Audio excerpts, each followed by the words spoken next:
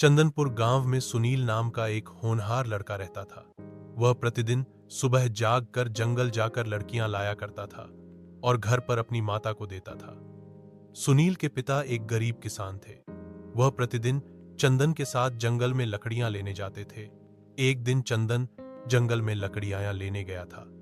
तभी उसे जंगल के बीचों बीच एक चमकती हुई चीज दिखाई दी। जब सुनील उसके पास गया तो उसने देखा कि एक सोने का टुकड़ा जंगल के बीचों बीच चमक रहा है। सोने की चमक नहीं, सुनील को अंधा कर दिया। सोने के लालच में सुनील को अपनी ओर आकर्षित करना प्रारंभ कर दिया। कुछ ही छोड़ो बात, उसने सोने को अपनी मुट्ठी में दबा लिया और घर के लिए लौट आया। और घर आकर उसने माता पिता को वह सोने का टुकड़ा दिखाए, जिसको देखकर उसके माता पिता बहुत खुश हुए और उसे टुकड़े को ले जाकर उसने शहर में बेच दिया और खूब सारा धन प्राप्त किया।